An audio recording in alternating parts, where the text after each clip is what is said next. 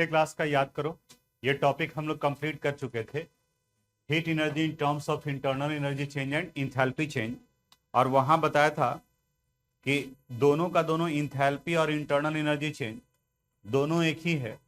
फर्क बस इतना है कि अगर किसी प्रोसेस में किसी केमिकल रिएक्शन में एनर्जी एब्जॉर्ब या रिलीज हो रहा हो कांस्टेंट वॉल्यूम पर तो उसे इंटरनल एनर्जी चेंज कहते हैं, और अगर कांस्टेंट प्रेशर पर तो उसे इंथैल्पी चेंज करते हैं।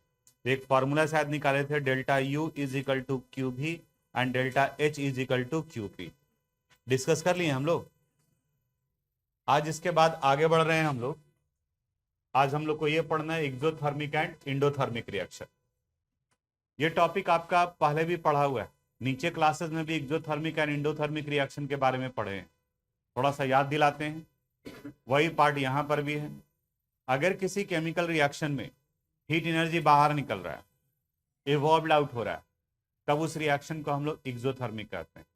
और अगर किसी केमिकल रिएक्शन को कंप्लीट कराने के लिए आप एनर्जी देते हैं तब उसे इंडोथर्मिक कहा जाता है। एक्चुअली कोई भी केमिकल रिएक्शन कराओगे, यहाँ थर्मोडायनेमिक्स से हम लोग पढ़ेंगे कि पहले हमें एनर्जी देना पड़ता है, हम एनर्जी देते हैं और उसके बाद में फिर एनर्जी रिलीज होता है।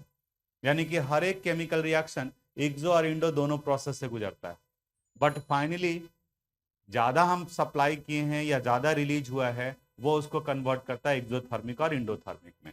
जैसे हम लोग लिखते हैं H2 plus Cl2 it give 2HCl। यहाँ H2 है हाइड्रोजन हाइड्रोजन, यहाँ Cl2 है ClCl। अभी ये मॉलिक्यूलर फॉर्म में, मॉलिक्यूल अस्टेबल होता है, ये केमिकल रिएक्शन में इन्वॉल्व नहीं होगा। केमिकल रिएक्शन में इन्वॉल्व कराने के लिए इसे अनस्टेबल बनाना पड़ेगा, यानी कि मॉलिक्यूल को कन्वर्ट करना पड़ेगा एटम में, और एटम में कन्वर्ट करने के लिए इसके बॉन्ड को हमें क्या करना पड़ेगा, तोड़ना पड़ेगा। And bond breaking process is endothermic in nature, यानी बॉन्ड को ब्रेक करने के लिए आपको अपनी तरफ से एनर्जी खर्च करनी पड़ेगी। तो यहां पर आप एनर्जी क्या कर रहे हैं, दे रहे हैं, इसको तोड़ रहे हैं, इसको तोड़ रहे हैं। अब जैसे ही आप एनर्जी दिए तो अब ये कन्वर्ट कर गया हाइड्रोजन में, हाइड्रोजन में, क्लोरीन में, और ये क्लोरीन में, अब एटम में हो गया। अब अपने एफिनिटी के अनुसार से हाइड्रोजन और क्लोरीन के बीच में बॉन्ड बनता है, and bond making process is exothermic in nature. यहां एनर्जी बाहर निकलता है, रिलीज होता है। तो एक जगह पर आप स्टार्टिंग में एनर्जी क्या कर रहे हैं, दे रहे हैं, और फिर दूसरे में एनर्जी क्या हो रहा है, रिलीज हो रहा है। अब अगर 100 जूल आप एनर्जी दिए और 200 जूल रिलीज हो गया तो इसका मतलब हुआ कि पूरे केमिकल रिएक्शन में फाइनली 100 जूल रिलीज हो रहा है। आप 100 जूल दिए और रिलीज कितना हो रहा है, 200, इसका मतलब 100 ज्यादा हो गया, तो ये रिएक्शन एक्सोथर्मिक कहा जाएगा। आप 100 जूल दिए और 90 जूल रिलीज हो रहा है, इसका मतलब वो रिएक्शन कौन सा हो गया, इंडोथर्मिक। यानी हम जो सीधा सीधा लिखते हैं यहाँ डेफिनेशन में, इस जगह पर भी लिखेंगे तो वहां बताते हैं कि एक्सोथर्मिक। तो एक्सोथर्मिक कहने का मतलब यह है कि जितना आप दे रहे हैं उससे ज्यादा एनर्जी रिलीज हो रहा है। इंडोथर्मिक है, इसका मतलब यह है कि जितना अमाउंट ऑफ एनर्जी रिलीज हुआ उसके रिस्पेक्ट में आप ज्यादा एनर्जी खर्च कर रहे हैं। जैसे अभी आपका जो प्रोसेस है वो ये वाला है, एंडोथर्मिक प्रोसेस। अभी आपके ऊपर में आपके पेरेंट्स का इन्वेस्टमेंट जा रहा है। आप जो बोल रहे हैं, हमें ये बुक चाहिए, ठीक है ले लो, हमें यहाँ क्लास करना है, ठीक है चले जाओ, हमें ये भी पढ़ना है, ठीक है वो भी कर लो। यानी कि जहां जहां चाहिए आपको इन्वेस्टमेंट जा रहा है, और इन सब के बाद में आने वाले 4-5 साल, क्या 1 साल के बाद में ही आपसे एक्सपेक्टेशन शुरू हो जाएगा कि बोर्ड में आपका परफॉर्मेंस कैसा है, क्योंकि वहीं से एनर्जी रिलीज होने लगेगा। और कल होकर के जब तुम जॉब करने लगोगे तब किस कंडीशन में पहुंच जाएंगे, अर्निंग कंडीशन में। तो अब वहां देखेंगे कि इतना खर्च किए इसके ऊपर में और अब इतना आउटपुट आ रहा है। तो अगर आउटपुट ज्यादा आ गया इसका मतलब आप एक्सोथर्मिक रिएक्शन शो कर रहे हैं, और अगर आउटपुट कम आया तो फिर क्या होगा, इंडोथर्मिक। जैसे आप देखते हो कि आपके सोसाइटी में, आपके मोहल्ले में भी वैसे मिल जाएंगे। क्या करता था, तो बाहर जाकर के पढ़ता था, बीटेक किया है वहां से, दूसरे दूसरे स्टेट से बीटेक किया है, वो किया है, आज क्या कर रहा है, तो सामने में वहां पर जो है वो दुकान खोले हुए, ठीक है, या जमीन का दलाली कर रहा है, कोई भी काम कर रहा है। काम कोई भी खराब नहीं होता है, बट इसमें बीटेक का इन्वॉल्वमेंट कहाँ हुआ, इसमें तो आपने बीटेक जो किया है उसका इन्वॉल्वमेंट तो नहीं हुआ, ठीक है। बीटेक का तो यूज तभी होगा जब आप बीटेक से रिलेटेड काम कर रहे हैं।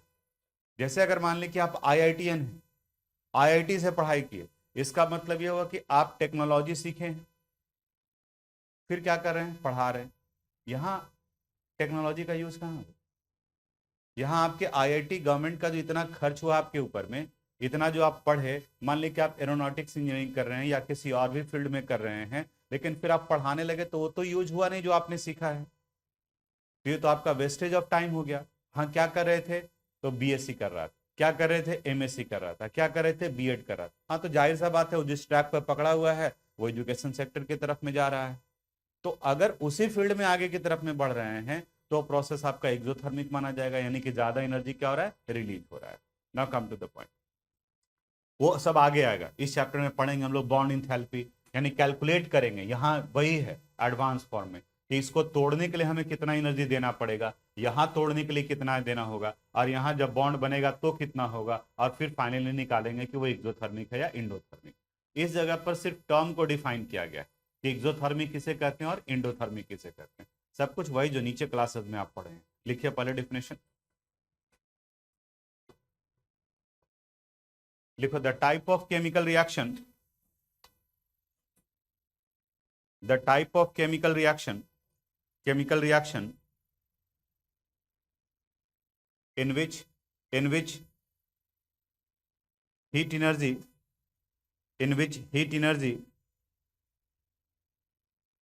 is evolved out, in which heat energy is evolved out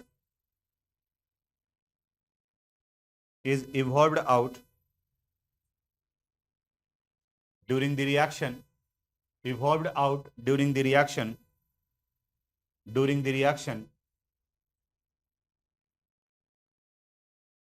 is called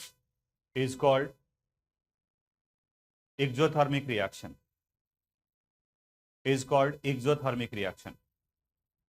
exothermic reaction. While the chemical reaction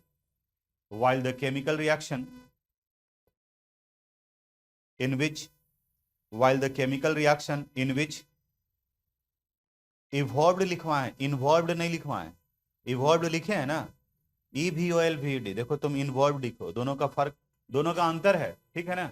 अरे बाप, कहीं पलट मत देना तुम, ठीक है। इवॉल्व्ड आउट, बाहर निकल रहा है। while the chemical reaction in which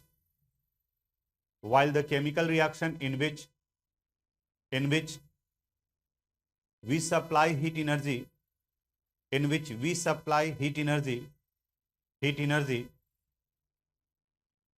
to complete the reaction is called endothermic reaction, endothermic reaction. Board पर देखना थोड़ा सा, बाद में आप कॉपी करोगे, कुछ डिस्कशन करना है इसलिए। जैसे एक एक्सोथर्मिक रिएक्शन के बारे में बात करते हैं, एक्सोथर्मिक यानी कि जहां हीट एनर्जी बाहर निकलेगा, जैसे C+O2 it gives CO2 plus 393.5 kilojoule, 0.5 kilojoule, ये एक्सोथर्मिक है। इंडोथर्मिक यहां N2 plus O2 plus 180.5 kilojoule, ये आएगा 2NO। अब दोनों रिएक्शन को देखो, ये रिएक्शन बताता है कि कार्बन ऑक्सीजन से रिएक्ट कर कार्बन डाइऑक्साइड बना रहा है, कार्बन डाइऑक्साइड निकल रहे हैं, और उसी के साथ साथ 393.5 किलोजूल एनर्जी भी निकल रहा है। तो ये एक्सोथर्मिक का एग्जांपल हुआ, और इस वाले में इंडिकेट करता है कि रिएक्शन में आपको नाइट्रोजन भी लेना है, ऑक्सीजन भी लेना है, और इतना हीट एनर्जी भी लेना है। तो जहां रिएक्शन में आप दे रहे हैं उसे कहा जाएगा इंडोथर्मिक, और जहां रिलीज हो रहा है उसे कहा जाएगा एक्सोथर्मिक। इसी केमिकल रिएक्शन को हम लोग और ऐसे भी लिख सकते हैं, N2 plus O2 it give 2NO, यहां प्लस है तो उधर ले जाएंगे, क्या हो जाएगा, माइनस 180.5 किलोजूल, ठीक है। तो सर यहाँ कुछ अलग क्या आया 11th में? ये तो हम अंडर 10th क्लास में पढ़े हैं। हाँ, थोड़ा सा अलग आया है, फिर आगे अभी जो डिस्कस किए थे वो सब पार्ट आएगा। हमें यहाँ पर इंथैल्पी के टर्म्स में दिया रहेगा वैल्यू, और इंथैल्पी में साइन कन्वेंशन थोड़ा सा याद करो, आप ही से पूछेंगे, इसलिए ध्यान से एक बार फिर सुनो। हम लोग साइन कन्वेंशन में पढ़े थे, थर्मोडायनेमिक्स जब स्टार्ट किए थे उस वक्त में, वो सारे प्रोसेस जिससे सिस्टम का एनर्जी बढ़ता है वो क्या रखा जाता है? Plus, positive. और वो सारे प्रोसेस जिससे सिस्टम का एनर्जी कम होता है, घटता है, उसे किस में रखते हैं? माइनस में, निगेटिव में। आप बताओ तो एक्सोथर्मिक प्रोसेस में एनर्जी एब्जॉर्ब होता है या रिलीज होता है? रिलीज होता है। तो वहां डेल्टा एच का वैल्यू प्लस में होगा या माइनस में? माइनस में। यानी एक्सोथर्मिक के केस में इंथैल्पी चेंज को हम लोग किस में रिप्रेजेंट करेंगे? माइनस में। यानी अगर ऊपर वाले रिएक्शन को ही हमें डेल्टा एच के टर्म्स में लिखना हो तो इसे लिखा जाएगा C+O2, इट गिव CO2, और यहां delta H would be equal to होगा -393.5 किलोजूल पर मोल। यहाँ इंडोथर्मिक, इंडोथर्मिक का मतलब हुआ यहाँ एनर्जी हम दे रहे हैं, और जब आप एनर्जी दे रहे हैं तो सिस्टम का एनर्जी बढ़ेगा, इंक्रीज करेगा, और जो प्रोसेस में बढ़ता है उसे हम लोग किस में रखेंगे? प्लस में, यानी पॉजिटिव में। यानी इस रिएक्शन को अगर लिखना हो तो ये लिखा जाएगा N2+O2 2NO, और यहां आ जाएगा delta H would be equal to plus 180.5 kilojoule पर मोल। अब स्टूडेंट को नहीं पार्ट समझ में आएगा तो यही कंफ्यूजन हो जाएगा कि यहाँ भी प्लस है, यहाँ माइनस हो गया, यहाँ माइनस था और यहाँ प्लस हो गया, ये उल्टा क्यों कर दिए? दोनों अलग अलग पार्ट को रिप्रेजेंट कर रहा है। यहाँ प्लस कहने का मतलब हुआ कि बता रहा है कि कार्बन डाइऑक्साइड के साथ ये भी निकल रहा है, और यहाँ माइनस यानी कि उधर ले जाओगे तो ये कहने का मतलब है कि इनके इनके साथ में आपको ये भी देना पड़ेगा। तो यहाँ दे रहे हैं, इसका मतलब सिस्टम को सप्लाई कर रहे हैं, तो इसलिए एज ए कन्वेंशन ये वैल्यू प्लस में है, और यहाँ सिस्टम से बाहर निकल रहा है इसलिए वैल्यू किस में है? माइनस में। तो जिस तरह से दे, इस प्रकार से इक्वेशन दिया हुआ हो तो भी आप आइडेंटिफाई करने आना चाहिए आपको, और अगर ऐसे दिया हो तो भी आइडेंटिफाई करने आना चाहिए। नोट कर लीजिए, एग्जाम्पल नोट कर लो। चलो लिखो दे क्वेश्चन, लिखे classify the following, classify the following chemical equation, classify the following chemical equation as exothermic, as exothermic and endothermic reaction, as exothermic and endothermic reaction, endothermic reaction, exothermic and endothermic reaction। देखिएगा यहां हम imaginary equation दे रहे हैं, उसका reality से कोई लेना देना नहीं है। आपको सिर्फ यह बताना है कि वो एक्सो है या इंडो है, अपनी कॉपी में लिखोगे, बोलोगे नहीं।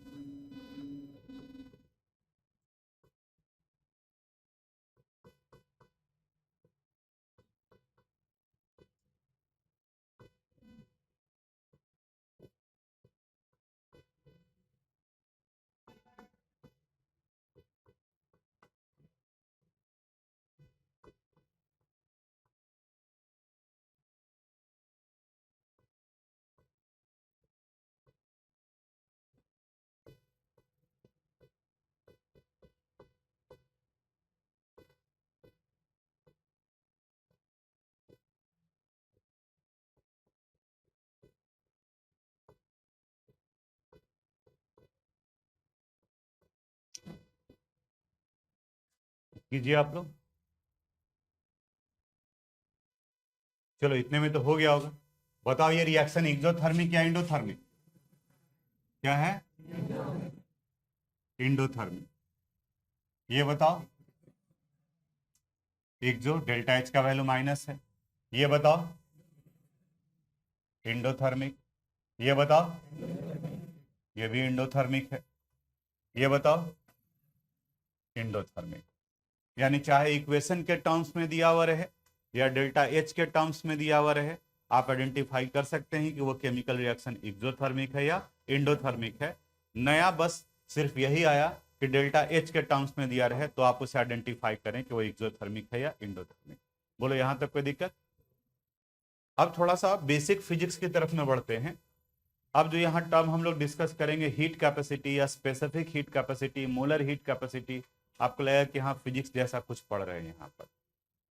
हटाए नहीं इसको, किन्हीं को कोई दिक्कत है तो बोलिए, क्योंकि अगर दिक्कत होगा इसमें तो फिर आगे बहुत कुछ पढ़ना है हम लोग को। लिखिए topic heat capacity. Heat capacity लिखो, the amount of heat energy, the amount of heat energy, heat energy required, the amount of heat energy required to raise the temperature of, required to raise the temperature of a body, raise the temperature of a body by unit Kelvin, by unit Kelvin, unit Kelvin is called heat capacity. Unit Kelvin is called heat capacity, is called heat capacity. It is represented by, it is represented by C. It is represented by C. और इनका formula हो जाएगा C would be equal to Q by delta T। जरा unit के बारे में बात करते हैं। देखो तो यहाँ C हीट कैपेसिटी है, it is equal to Q by delta T। Physics में आप यूनिट एंड डायमेंशन पढ़े होंगे, तो इनका यूनिट इसके यूनिट पर डिपेंड करेगा right side. Q heat energy है, बताओ इसका यूनिट जूल, और टेम्परेचर का यूनिट कैल्विन, तो इनका यूनिट जूल कैल्विन इनवर्स होगा। अगर ये जूल में बड़ा वैल्यू है, 1000 से डिवाइड कर दिए, किस में कन्वर्ट कर देगा? किलो जूल में, तब इनका unit kilo joule kelvin inverse होगा। अदरवाइज बाकी एसआई में जूल कैल्विन इनवर्स। नोट कर लीजिए। नेक्स्ट लिखो, a specific heat capacity. A specific heat capacity, heat capacity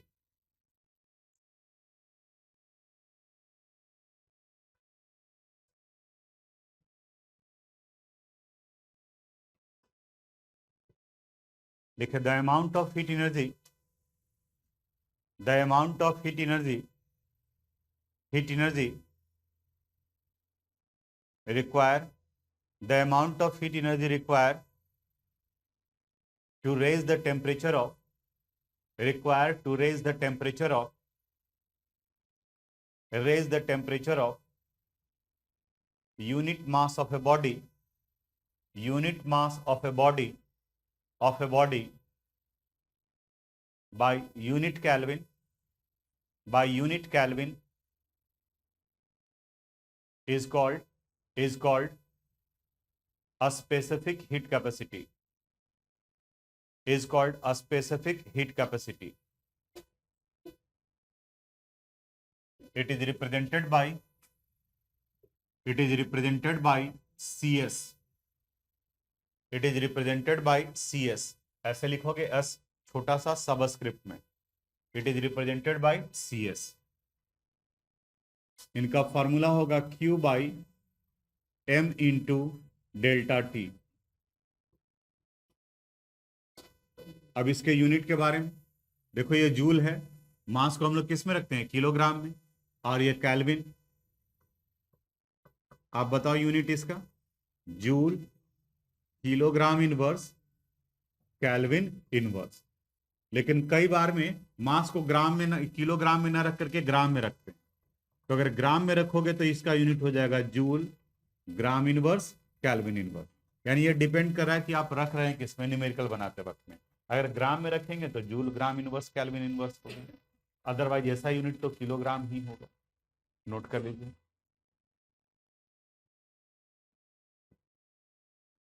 per unit mass है, इसलिए मास से डिवाइड कर दिया गया है।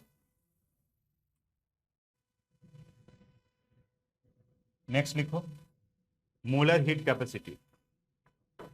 Molar heat capacity, molar heat capacity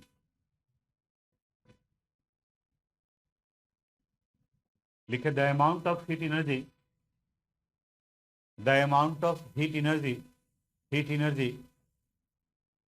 required to raise the temperature, required to raise the temperature of 1 mole of a body, raise the temperature of 1 mole of a body, 1 mole of a body by unit Kelvin, by unit Kelvin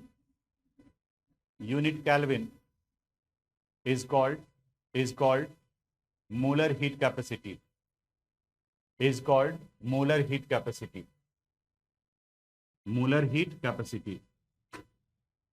It is represented by cm, it is represented by cm.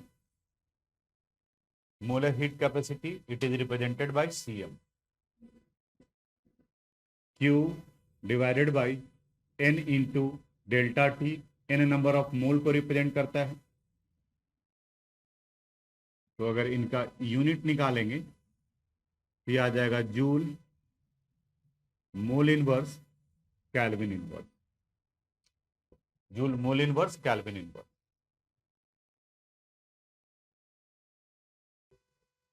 हो गया। अब सुनोगे heat capacity, specific heat capacity और molar heat capacity में क्या difference है। जैसे मेरे हाथ में मोबाइल, ठीक, इस पूरे मोबाइल का टेम्परेचर हमें 1 डिग्री सेल्सियस या 1 केल्विन बढ़ाना है। कितना मास है उससे मतलब नहीं, इस पूरे का। अगर ये 273 केल्विन है तो इसे 274 केल्विन करना है, अगर ये 300 केल्विन है तो इसे 301 केल्विन करना है। तो जितना एनर्जी दोगे वो उसका हीट कैपेसिटी कहा जाएगा। अगर मान लें कि इसका वजन 100 ग्राम, तो 100 ग्राम के लिए अगर आपको 10 किलो जूल देना पड़ रहा है तो 1 ग्राम के लिए कितना देना पड़ेगा, 10 किलो जूल डिवाइडेड बाई 100। तो वो उसका कहा जाएगा स्पेसिफिक हीट कैपेसिटी। यानी 1 ग्राम या 1 किलोग्राम सब्सटेंस के लिए जो चाहिए वह स्पेसिफिक हीट कैपेसिटी, और उसके 1 मोल के लिए जो चाहिए होगा वो मोलर हीट कैपेसिटी। फिर से पूरे बॉडी का टेम्परेचर बढ़ाना है तो हीट कैपेसिटी, अगर उस बॉडी का 1 किलोग्राम या 1 ग्राम तो स्पेसिफिक हीट कैपेसिटी, और उसके अगर 1 मोल को कंसीडर करें तो मोलर हीट कैपेसिटी का। ये इनमें हुआ। अब इन सब में कुछ रिलेशन भी होना चाहिए एक दूसरे के साथ में। लिखिए ये topic, relation between heat capacity, specific heat capacity and molar heat capacity. हो गया। चलो बोर्ड पर देखो, हम लोग जो फॉर्मूला पढ़े हैं उसी से रिलेट करते जाएंगे। जैसे सबसे पहले ये फॉर्मूला पढ़े हम लोग, C इज इक्वल टू क्या आया था, Q बाई डेल्टा टी। दूसरा हम लोग स्पेसिफिक हीट कैपेसिटी पढ़े, CS is equal to Q by M into delta T. देखो तो कुछ रिलेशन दिखेगा यहाँ पर, Q बाई डेल्टा टी किसके बराबर है, C। तो देखो तो यहाँ भी Q बाई डेल्टा टी है, तो इसे और हम लोग क्या लिख सकते हैं, CS would be equal to C by M। M किसको रिप्रेजेंट कर रहा है, मास ऑफ द बॉडी को। तो it is the relation between specific heat capacity and heat capacity. फिर तीसरा फॉर्मूला हम लोग पढ़े थे, third, molar heat capacity. Molar heat capacity is equal to क्या होता है,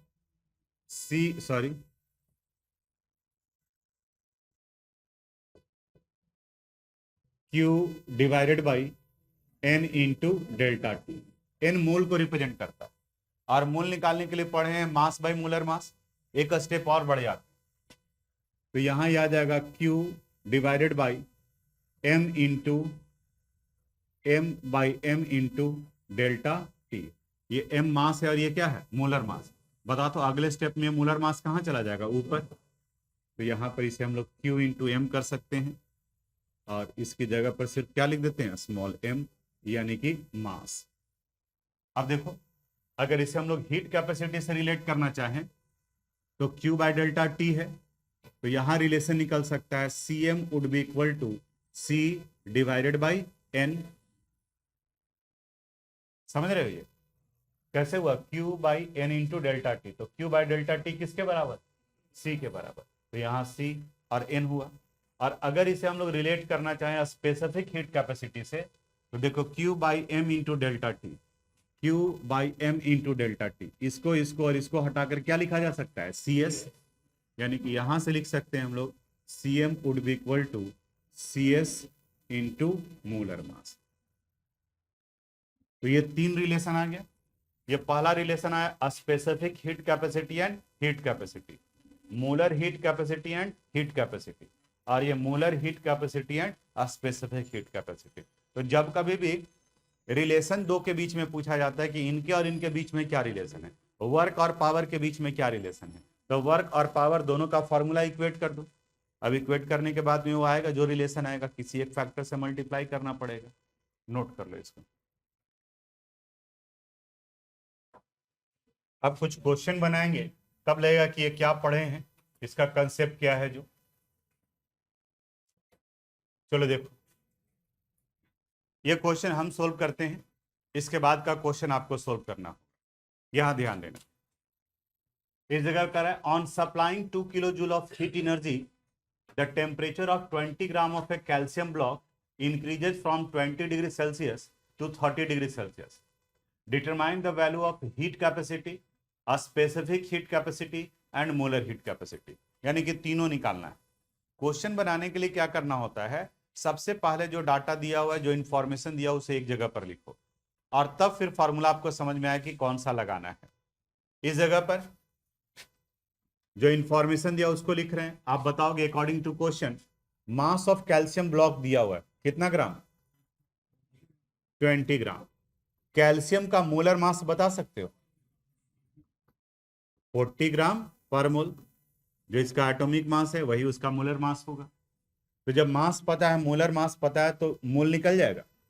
मास by molar mass 20 divided by 40 1/2, it means कितना हो गया? 0.5। और देखते हैं, बताओ यहाँ इनिशियल टेम्परेचर कितना है? 20 डिग्री सेल्सियस। फाइनल टेम्परेचर कितना है? 30 डिग्री सेल्सियस। तो डेल्टा टी निकाल लेते हैं, TF minus TI, 30 minus 20, it would be equal to 10 degree Celsius and it would be equal to 10 kelvin. बोलो कोई दिक्कत किसी को? कहीं नहीं। अच्छा एक बात बताओ, डिग्री सेल्सियस और केल्विन बराबर होता है क्या? तो यहां तो दिक्कत होना चाहिए था आपको कि 10 डिग्री सेल्सियस को 10 केल्विन लिख दिए। ठीक है, तो आप बोले कि नहीं कोई नहीं दिक्कत। क्या होना चाहिए था यहाँ? क्या क्या बोलो? 273 माइनस 10 नहीं, प्लस 10, यानी कितना? 283 केल्विन। और जैसे ही आप ये लिखोगे ना, ये गलत है, 10 केल्विन ही होगा, 10 केल्विन ही होगा। अब ये सबसे बड़ा सवाल, हम लोग भी इवन बोर्ड वगैरह में 12th में भी है, इलेक्ट्रोकेमिस्ट्री है, सॉल्यूशन है, वहां पर भी टेम्परेचर का जरूरत पड़ता है, elevation in boiling point, depression in freezing point, student सब बना रहा है, और यहां पर आकर के गलती कर देता है 10 kelvin is equal to 283 kelvin है। ये गलत है। अब ये गलती क्या हुआ, जो एक एग्जाम्पल से समझाने का कोशिश करते हैं, ध्यान से देखना। देखो मान लिया कि इनिशियल टेम्परेचर 27 डिग्री सेल्सियस है, बोर्ड पर देखोगे, और फाइनल टेम्परेचर 37 डिग्री सेल्सियस है। अगर यहां डेल्टा टी का वैल्यू निकालें तो फॉर्मूला है TF माइनस TI, यानी 37 माइनस 27, वैल्यू कितना हो गया? 10 डिग्री सेल्सियस। अब दूसरा बोला कि नहीं हम इसे केल्विन में निकालते हैं, निकालिए, निकाल सकते हैं। बताओ तो इसे जब केल्विन में कन्वर्ट करोगे तो कितना केल्विन हो जाएगा? 300 केल्विन। कैसे आ गया सर 300?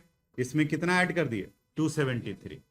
तो इसे भी केल्विन में आप निकालोगे, इसमें भी कितना ऐड करेंगे 273, ये वैल्यू कितना आ जाएगा 310 केल्विन। अब जब डेल्टा टी निकालोगे तो T F minus T I, तो 310 माइनस 300 वैल्यू कितना केल्विन आ गया 10 केल्विन। आया कि नहीं आया, केल्विन में निकाले। तो इसका मतलब ध्यान दीजिएगा, हम ये नहीं कह रहे हैं कि डिग्री सेल्सियस और केल्विन बराबर है, हम ये नहीं कह रहे हैं कि हम ये कभी नहीं कह रहे हैं कि temperature in degree Celsius is equal to temperature in kelvin. हम ये कह रहे हैं change in temperature in degree Celsius is equal to change in temperature in kelvin. और यही मेन पार्ट है जो आपको ध्यान में रखना है, नहीं तो जल्दीबाजी में आप गड़बड़ कर दोगे। यूनिट कन्वर्ट करने का तरीका तो यही ना है कि डिग्री सेल्सियस से केल्विन में निकालना चाह रहे हैं तो इसको केल्विन में कन्वर्ट करिए, केल्विन में कन्वर्ट करिए। देखिए ना, change in temperature in kelvin भी निकालोगे तो वैल्यू कितना आएगा 10 केल्विन ही आएगा। और अधिकांश स्टूडेंट वही गलती करता है, जो नहीं जब समझ में आता है उसको कहीं कोई दिक्कत नहीं होगा। यहाँ 10 डिग्री सेल्सियस को 10 केल्विन में लिखेंगे, जिसको नहीं समझ में आता है डिग्री सेल्सियस केल्विन, बोले कोई दिक्कत नहीं। क्यों? कभी सी लिखते होंगे, कभी के लिखते होंगे, ठीक है, कोई दिक्कत नहीं सर हमको, ठीक है। कुछ भी लिखा जाता होगा, सी भी लिखा जाता होगा, के भी लिखा जाता होगा, लेकिन जो थोड़ा बहुत पढ़ा होगा उसका दिमाग यहाँ खटकेगा और उसके लिए गलती होने का चांसेस है, क्योंकि उसको तो पता है कि डिग्री सेल्सियस को केल्विन में कन्वर्ट करना होगा तो कितना ऐड करेंगे 273। लेकिन अब ये ऐड कर लोगे कंसेप्ट में कि टेम्परेचर को जब कन्वर्ट करना है तब 273 ऐड करेंगे, लेकिन अगर चेंज इन टेम्परेचर करना होगा तब उसे हम लोग ऐड नहीं करेंगे। रीजन ये है कि यहाँ 273 ऐड किए, यहाँ भी 273 ऐड किए, तो दोनों 273 क्या हो जाता है, कैंसिल्ड आउट हो जाता है, इसलिए 283 केल्विन नहीं होगा। क्या होगा यहाँ पर 10 केल्विन। ठीक है, आगे बढ़ते हैं। अब सारा डाटा तो आ गया, अब इसके बाद में फार्मूला पुट करना है और सोल्व करना है। फर्स्ट निकालते हैं हीट कैपेसिटी। बताओ C इज इक्वल टू क्या होता है Q बाई डेल्टा टी। बताओ Q का वैल्यू कितना है, और Q तो लिखे ही नहीं है। Q कितना है 2 किलो जूल, तो 2 किलो जूल दिया है ना, तो 2000 जूल कर देते हैं इसको, 2000 जूल। अब यहां वैल्यू आ गया 2000 divided by 10, it means 200 joule kelvin inverse. Heat capacity निकल गया। दूसरा क्या निकालना है, स्पेसिफिक हीट कैपेसिटी। बताओ formula Q by M into delta T. Q का वैल्यू 2000, M का वैल्यू बताओ 20 gram into 10।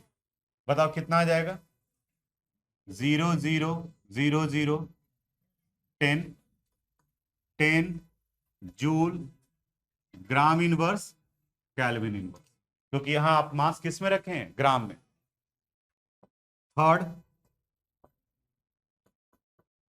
Molar heat capacity Q by N into delta T. Q का वैल्यू कितना है 2000 डिवाइडेड बाई N का value 0.5 into 10, 0 0 cancel, 200 divided by 0.5 करेंगे, बताओ कितना आ जाएगा 400 joule mole inverse kelvin inverse. बोलो कोई दिक्कत, नोट कीजिए इसको।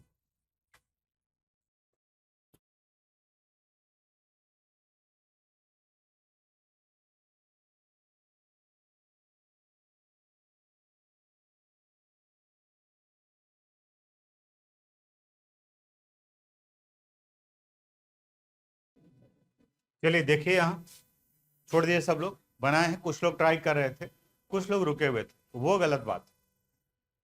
ठीक है, जब हम बोर्ड पे यहाँ पे बताएंगे तो आप कॉपी कर लीजिएगा, लेकिन पढ़ना यार कॉपी करना नहीं है।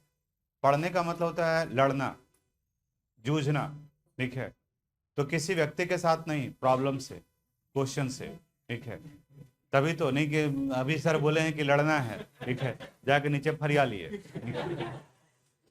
तो वो नहीं मेरे कहने का मतलब। अब यहाँ देखो, how many kilo joule of heat energy required तो अकॉर्डिंग टू क्वेश्चन हमें एनर्जी निकालना है, यानी क्यू का वैल्यू निकालना है। Raise the temperature of 60 gram of aluminium, यानी एम का वैल्यू दिया हुआ है 60 ग्राम, और एल्यूमिनियम है, बोर्ड पर देखोगे अब, मोलर मास कितना बताया इसका, 27 ग्राम पर मोल। अब यहां नंबर ऑफ मोल निकाल लो, mass by molar mass 60 divided by 27। मेरा सजेशन, अगर वैल्यू कटने वाला है तो काटो, यहां पे गुना भाग में मत उलझो, ठीक है, यहां छोड़ दीजिए।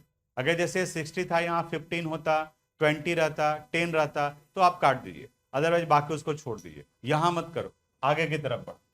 इनिशियल टेम्परेचर बताओ यहां कितना है, 35 डिग्री सेल्सियस। फाइनल टेम्परेचर कितना है, 55 डिग्री सेल्सियस। अब यहां डेल्टा टी निकाल लेंगे, फॉर्मूला है TF माइनस TI।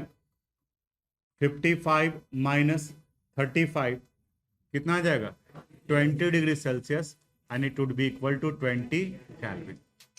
ये 20 केल्विन के बराबर हुआ। अब निकालना है हम लोग को, क्यू निकालना है। मोलर हीट कैपेसिटी दिया हुआ है, बताओ कितना दिया हुआ है, 24 joule mole inverse kelvin inverse. Formula use करो, since molar heat capacity is equal to Q by N into delta T, therefore Q would be equal to क्या हो जाएगा, molar heat capacity into N into delta T.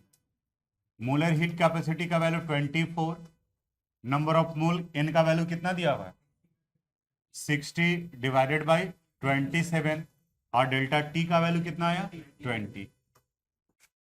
अब इसी जगह पे सिर्फ multiply करना है, हम मल्टीप्लाई करके बताते हैं।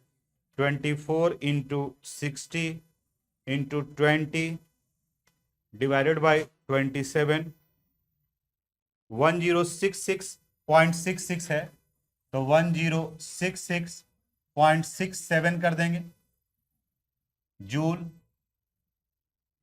और जब इसे किलो जूल में कन्वर्ट करना होगा तो क्या करना होगा, 1000 से डिवाइड, तो 1.067 किलो जूल। यही पूछा जा रहा था ना, how many kilo joule of heat energy is required, ये होगा इसका आंसर।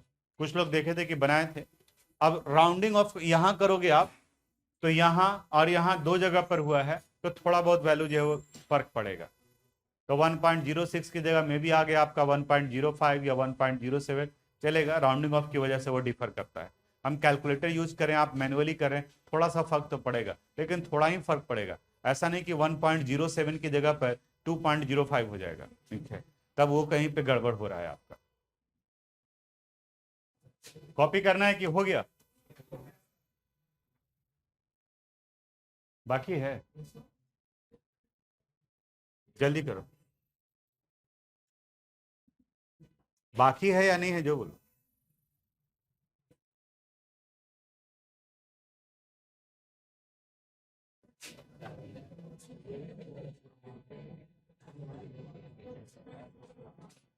इसके पहले एक रिलेशन स्टैब्लिश करना है, लिखो तो topic.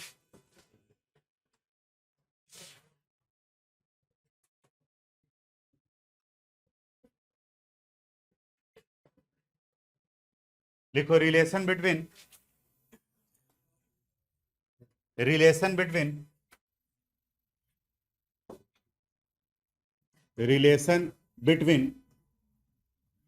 CP and CV, relation between CP and CV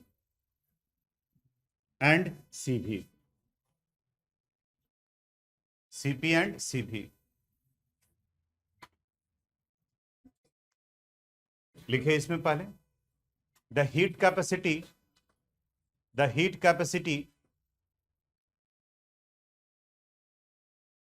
at constant pressure, the heat capacity at constant pressure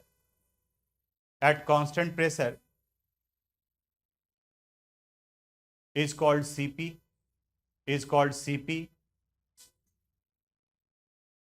and the heat capacity at constant volume heat capacity at constant volume is represented by Cv, is represented by Cv। बिल्कुल एकदम ध्यान से समझोगे, NCERT book का है ये relation Cp और Cv का। जैसे याद करो Qp और Qv पढ़े थे हम लोग, Q हीट एनर्जी को, तो heat energy at constant pressure is equal to Qp और ये डेल्टा H के बराबर था। And heat energy change at constant volume उसे Qb से रिप्रेजेंट किए थे और ये डेल्टा U के बराबर आया था। उन्हीं को यहाँ पर रिलेट करना है, वही कंसेप्ट यहाँ भी अप्लाई होगा। कॉपी करने के लिए टाइम हम देंगे, आप बोर्ड पर पहले समझोगे। यहाँ पर हम लोग जानते हैं, we know C is equal to formula क्या होता है, Q बाई डेल्टा टी। आप बताओ, therefore Q would be equal to क्या लिख सकते हैं, C इंटू डेल्टा टी। अब यहां कंडीशन ले लेते हैं हम लोग, eight constant pressure, eight constant pressure, जब प्रेशर को आप कांस्टेंट कर रहे हैं तो यहां Q की जगह पर क्या लिखा जा सकता है, QP।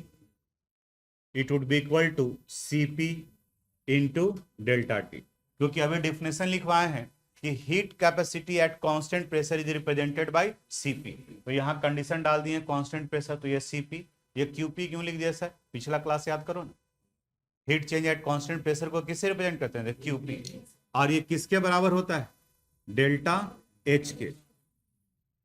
इक्वेशन फर्स्ट कर दिए, Qp is equal to delta H। उसी तरह से अगर हम लोग कांस्टेंट वॉल्यूम लेकर के चलते हैं, एट कांस्टेंट वॉल्यूम,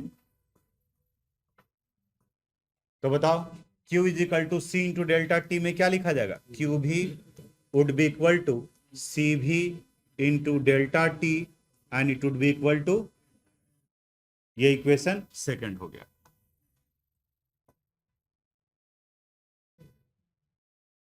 आगे बढ़ते हैं। वी ऑल्सो नो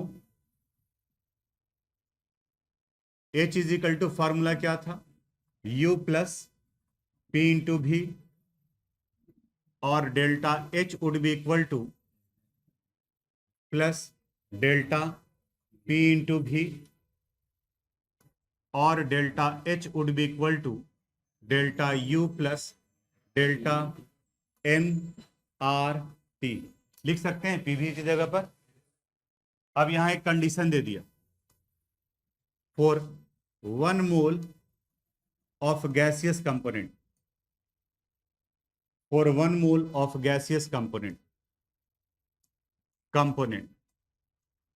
बताओ n का वैल्यू कितना हो जाएगा, 1। तो n into R into T, तो 1 इंटू आर इंटू टी करेंगे किसके बराबर, RT।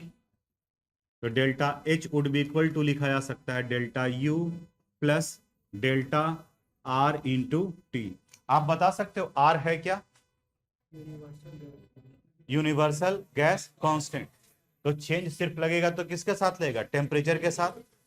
डेल्टा H की जगह पर क्या लिखा जा सकता है, देखो यहाँ डेल्टा H की जगह पर Cp इंटू डेल्टा टी, और डेल्टा U की जगह पर Cv इंटू डेल्टा टी। अगले पेज में लिखते हैं, now delta H would be equal to delta U plus R into delta T, और Cp into delta T would be equal to Cv into delta T plus R into delta T. यहां भी delta T है, यहां भी delta T है, common ले लेते हैं। Cp into delta T would be equal to Cv plus R into delta T. देखो तो डेल्टा टी कैंसिल हो गया, इधर भी है इधर भी है। Cp would be equal to Cv plus R, और Cp minus Cv would be equal to R। यानी heat capacity at constant pressure और heat capacity at constant volume का डिफरेंस हमेशा कांस्टेंट होगा, and it would be equal to 8.314 joule kelvin inverse mole inverse. It is the relation between Cp and Cv। Establish करने के लिए देता है, 11th के एग्जामिनेशन में नजर आया है। बाकी 11th इंटरनल एग्जाम होता है, पूरी तरह से आपके स्कूल टीचर पर डिपेंड करता है। अगर उनको लगता है कि हाँ ये पूछा जाना है तो पूछा जाएगा, नहीं लगेगा तो नहीं पूछेंगे। नोट कीजिए।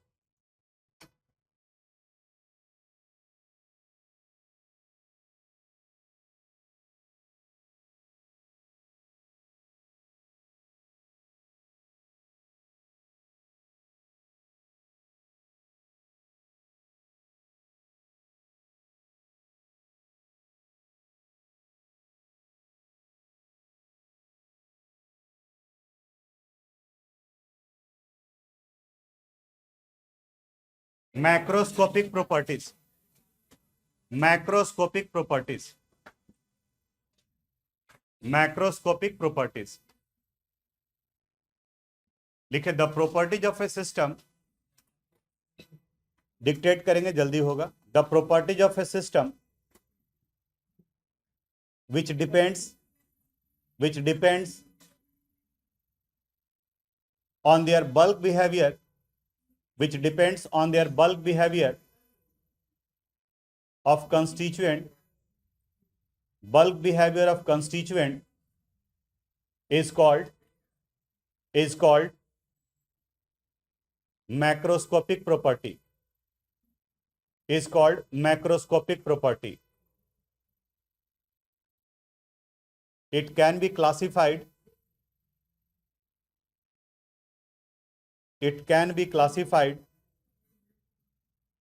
as follows. सब तो देखिएगा लिख रहा है, नोट कर लो। इसको समझा देंगे अगले क्लास में।